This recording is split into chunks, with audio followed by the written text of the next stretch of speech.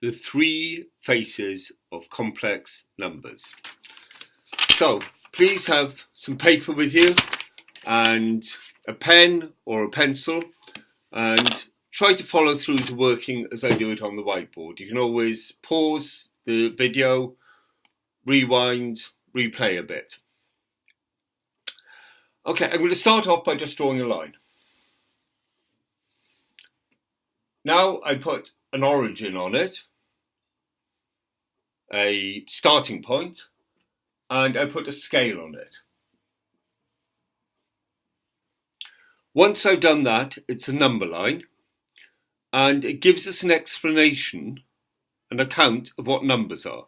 Numbers are now simply points on this line: 0, 2, square root of 2, 1, -1, pi somewhere over there, and a set of rules for adding and for multiplying them.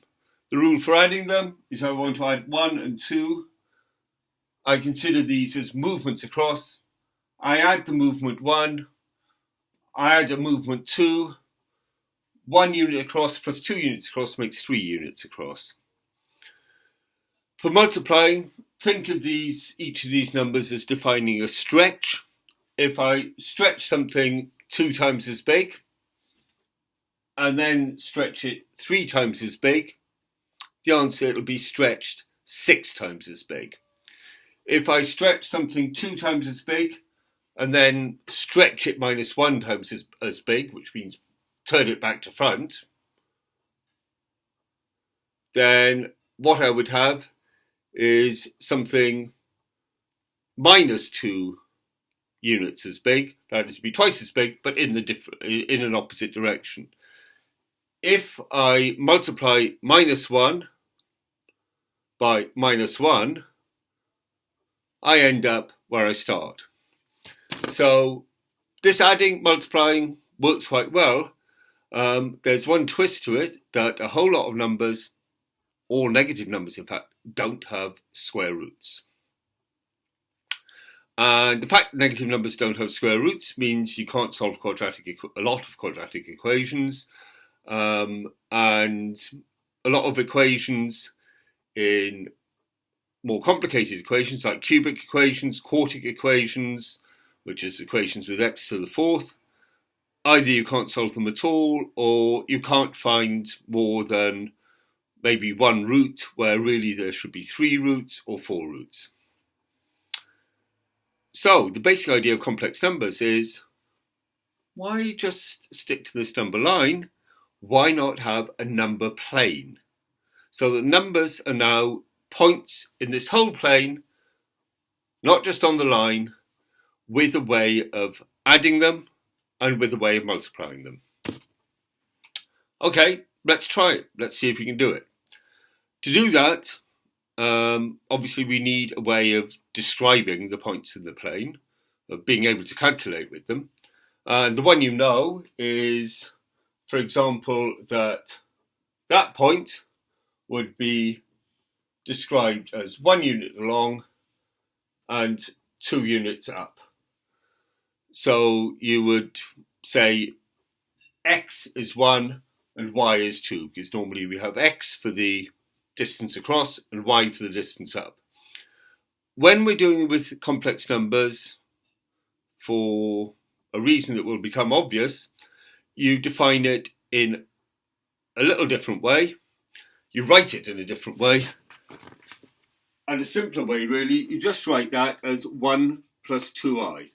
So the 1 just means an ordinary 1. Along the number line you already know, 2i means 2 up. The I stands for imaginary.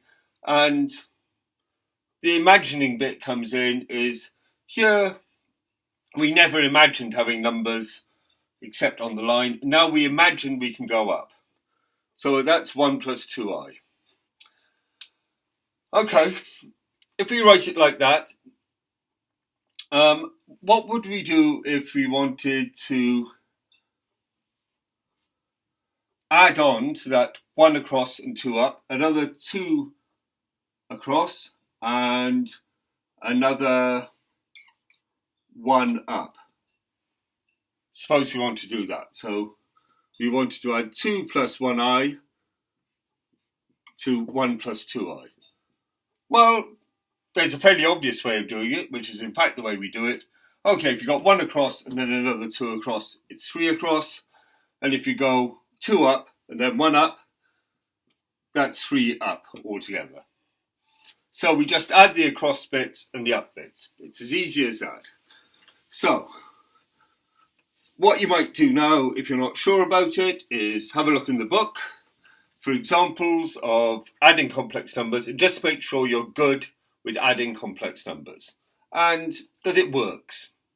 You know, everything that works with adding real numbers works with adding complex numbers. Okay, multiply. Now, for multiplying, it's useful to think of another way of describing our points in the plane. And this is why this video is called the 3 faces of complex numbers. They're just points in the plane, or they're x plus I, y, representations of points in the plane, or they're representations of the plane in another form, which I'm just about to describe. This other form is that we describe a point here, not by across and up, but by how far it is from the origin as the bird flies, and what angle it is. You'll notice I measured the angle anti-clockwise. That's because if I draw a circle, most right-handed people draw a circle anti-clockwise. And since most people are right-handed, in maths we always measure angles anti-clockwise. So that's a positive direction. Okay, suppose this is a distance 2 from the origin, and this angle is 60 degrees. 60 degrees is pi over 3. So maybe pause the video now for a minute and see if you can work out how much that will be across and how much that will be up. Okay, the answer is you use cos and sine. This distance across is 2 cos of 60 degrees, and this distance up is 2 sine of 60 degrees. 2 cos of 60 degrees is 1, 2 sine of 60 degrees is root 3. So this point is what we used to call 1 plus root 3i, what we do call 1 plus root 3i if we're doing it as across and up, but in this new way of writing, it's a distance of 2 from the origin and an angle, a direction of 60 degrees or pi over 3. Normally when we're dealing with complex numbers we use radians, so I will write pi over 3. And I will write cis of pi over 3. And that just means a distance of 2 and an angle of pi over 3. That's how we write it. Another way of looking at it is that cis is short for 2 times cos pi over 3 across plus 2 sine pi over 3 up. So we have a second way of writing it with a distance from the origin and an angle. It's like if you ask how far away from school is your home, you could say you go 1 mile east and then 2 miles north, or you could say you go a particular distance, 3 miles say, in a particular direction, like northeast. Those are 2 equivalent ways of describing the distance from home to school or from school to home. These are 2 equivalent ways of describing every point in the plane. Okay, again, you might pause, do a bit of practice on translating numbers, these complex numbers, from one form to the other. So you can translate, say, 1 plus I into something cis something, and you can translate, say, 3 cis pi over 4 into something across and something up. Just pause and try doing that. I think if you worked it out correctly, you will find that this comes to the square root of 2 in the direction of pi over 4. This comes to 3 over root 2 across and 3 over root 2 up. Okay, but all this was in order to work out a way of multiplying. A logical way of multiplying. Okay, here's our trusty old number line again. Right, as I said before, when we're multiplying ordinary numbers, say 2 times 3, we say 2 times 3 is 6 because multiplying by 2 is stretching something to twice its size. Multiplying by 3 is stretching something to 3 times its size. 2 times 3 is 6. If you stretch something to twice its size and then stretch something to 3 times its size again, it'll be 6 times the original size. Okay. Now that suggests that if you've got this, let's take this complex number we had before, which is 2 at an angle of pi over 3, and we multiply something by that, then the 2 bit is going to multiply. What about the pi over 3 bit? If we multiply, let's take another, here's another complex number, which is 3, and this one is at an angle of pi over 6. You multiply those two together, we would expect the 2 and the 3 to multiply together to find 6. Right, what about the rotations, the angles? The angles are rotations. If you turn something anticlockwise, so it starts off like this, and you turn it to pi over 3, and then you turn it by pi over 6, what happens? It's pi over 3 plus pi over 6. You add the rotations. If I could stretch this, which you can sort of see if I bring it closer to the camera, it stretches to maybe double its size. Then I bring it closer again, and if the second stretching made it 3 times the size it was halfway through, that's 6 times the original size. But if I turn it by pi over 3 and then turn it by pi over 6, I add the rotations. So what we would expect to get is a rotation which is pi over 3 plus pi over 6, which makes pi over 2. Okay, you try that, you get 2 cis pi over 3 times 3 cis pi over 6 will be 6 cis of pi over 3 plus pi over 6, which is what? It's pi over 2. So what we get when we multiply these together is something I'll have to rub this out to make space for. It's 6 at an angle of pi over 2. Now, at an angle of pi over 2 is just straight up. So this is 6 cis pi over 2, which is exactly the same as 6i. Okay, that's a way of multiplying. how does that, can we translate that into the x plus iy form? Let's try that. Let's try that. Okay?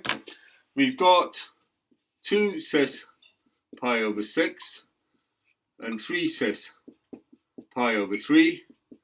And what these are equal to is 2 cos pi over 6 plus I sine pi over 6, and 3 times cos pi over 3 plus I sine pi over 3.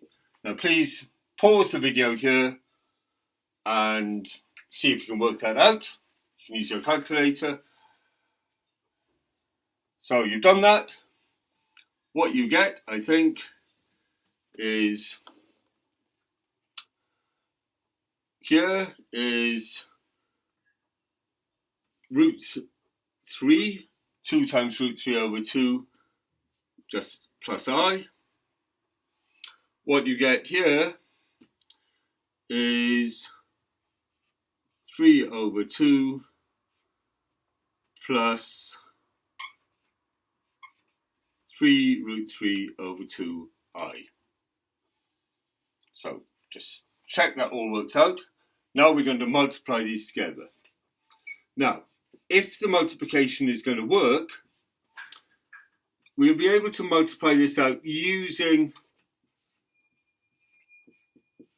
the same sort of working as we would in our old maths, and just saying, well, I is just some number we don't know, it's an x. With the only special thing about it is that x squared, I squared, you can replace by minus 1. Let's try that. We will get, now again, maybe pause the video, see if you can work it out. Okay, so you've got 3 root 3 over 2 there. You've got 3 root 3 over 2 I squared there. You've got 3 over 2 I here. And here you have 3 times 3 over 2 I. Okay, I missed out the squared on that. That should have been 3 root 3 over 2 I squared. Okay, I squared, we said, is minus 1. It's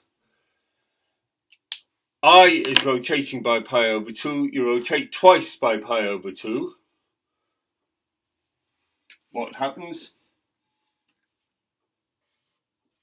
Rotate by pi over 2, and you rotate by pi over 2 again. If you started off at 1, you're at minus 1. So in this definition, we have a multiplication. I squared is minus 1. Rotating anticlockwise by 90 degrees, or pi over 2, rotating another 90 degrees, or pi over 2 anticlockwise, takes you from 1 to minus 1. It is minus 1. Okay, so in that case, we can rub out that I squared and put a minus there. That then cancels. You get 3 plus 9, which is 12 over 2. That's 6i, which is what we got before. So, in other words, there is a definition of adding and multiplying for these points in the plane, which works, which obeys the sort of rules you had for adding and multiplying with ordinary numbers. And the big advantage is you can do this now with a bigger system of numbers where there is a square root of minus 1, so you can solve any quadratic equation. You can get both answers to any quadratic equation. You can get 3 answers to every cubic, and so on. Right. Okay. So,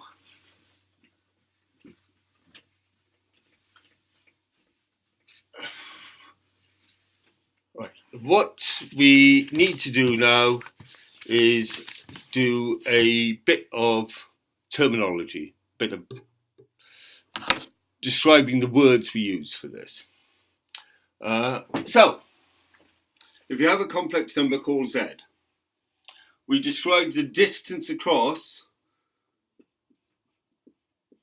you have to go to get to it as the real part of z. That means it's the distance you have to go along the old familiar number line to get to it. The distance up, the distance you have to go in the new direction we're now exploring, is called the imaginary part of z. So, in up and across terms, in x and y terms, it's equal to the real part of z plus the imaginary part of z times I. The imaginary part is just a real number. It's a number that multiplies I. It doesn't include the I. So if you've got z is 3 plus 4i. Now pause the video for a minute and see if you can work out what the real and the imaginary parts of that are. Okay, the real part of z is 3 and the imaginary part, the imaginary part of z is 4. Not 4i, just 4. It's like the x bit, the bit across is 3, the y bit, the bit up is 4. You go 3 units up and 3 units across and 4 units up. Okay. What about the other form, the polar form?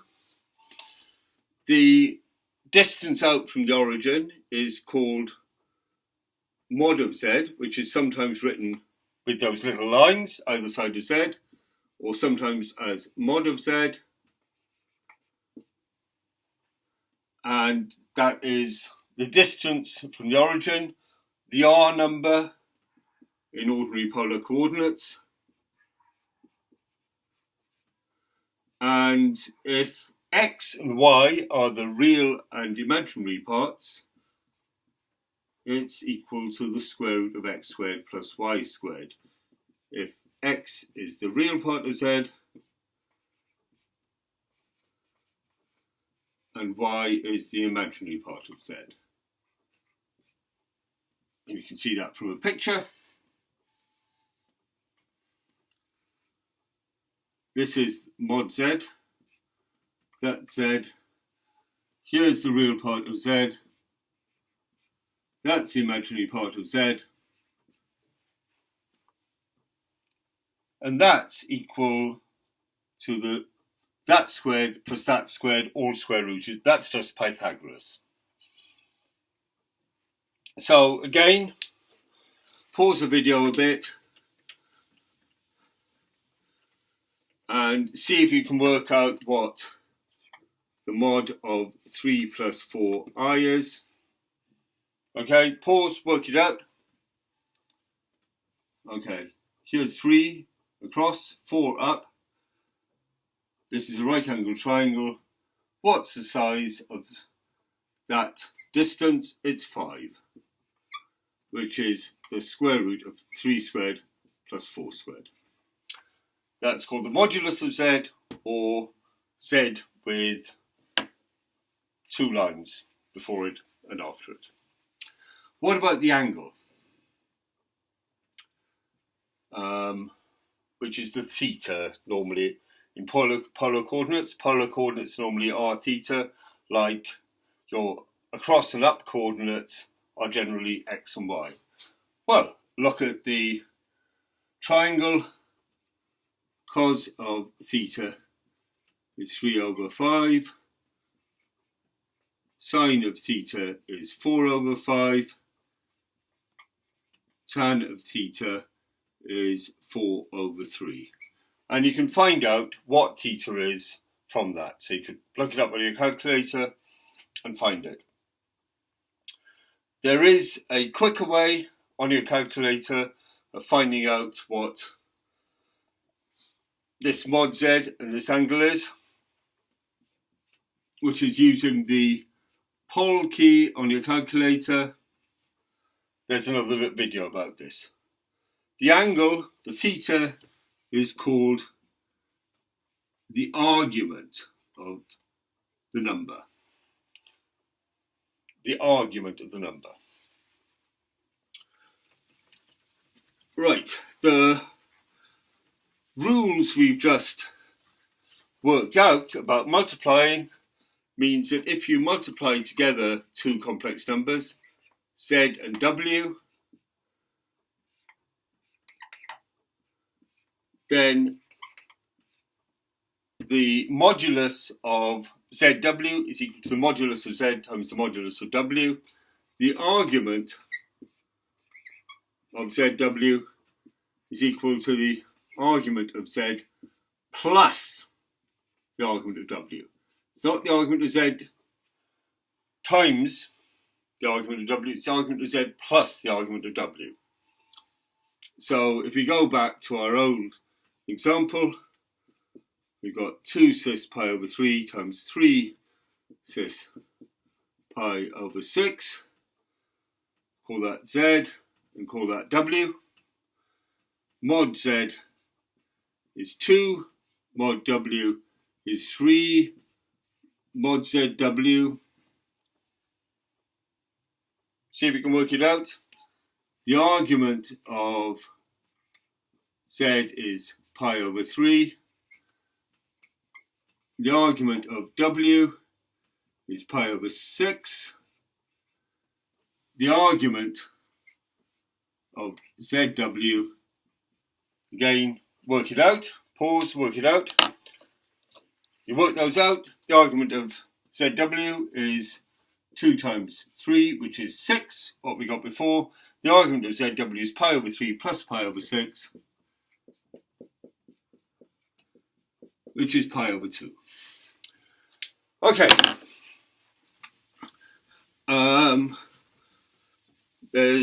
We need to know how you get the real parts from the polar form. So if we've got 2 cis pi over 3, then the real part is 2 cos pi over 3, and the imaginary part is 2 sine pi over 3. That's how to get real and imaginary from modulus and argument, and we've just seen how to get modulus and argument from real and imaginary parts. So, we started off with a number line.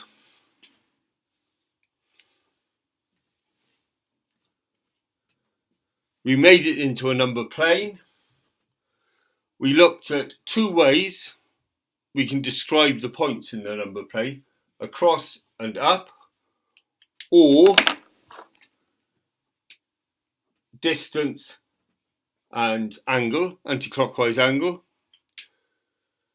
We saw how, using those two ways, we could define a form of adding, a rule for adding, and a rule for multiplying. The rule for adding works very easily in the across and up form, and actually doesn't work too well in the distance and angle form, the polar form.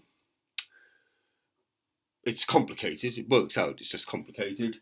The rule for multiplying works very easily in the polar form, that is the distance and angle form, and not too bad in the across and up form. In the across and up form, the multiplication works just by multiplying the numbers as if it was ordinary algebra, and then getting rid of all your I squareds by saying n minus 1.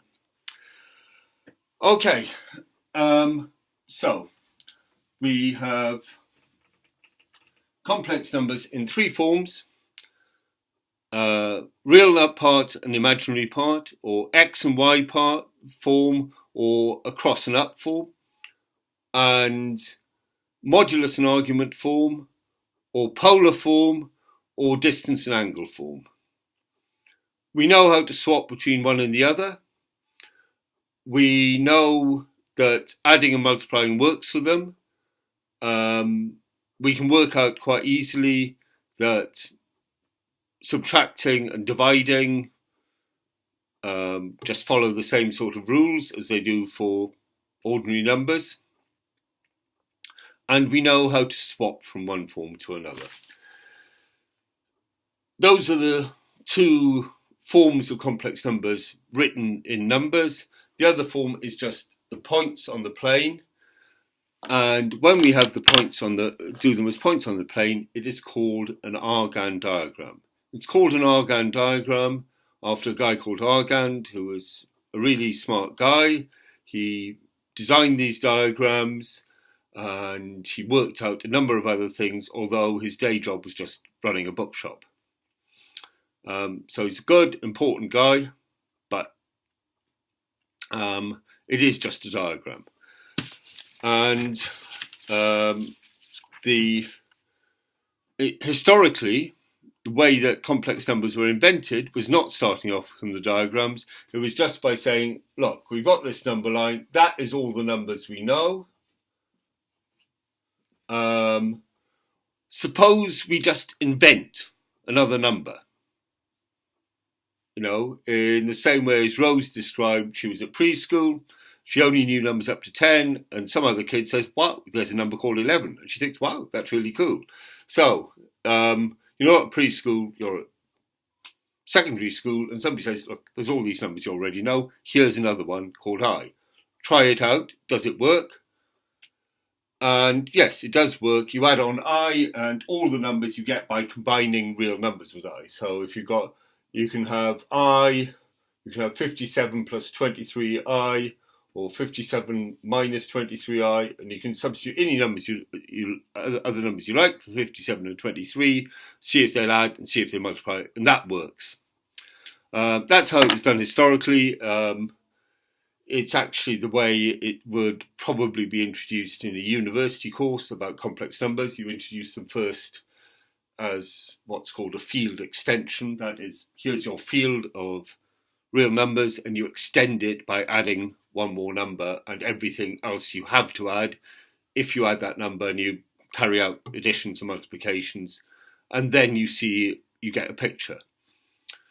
But understanding that complex numbers have three faces as numbers, across and up, as distances and directions, angles, and as points in the plane is really useful for working out problems with complex numbers, and that's generally the case with maths.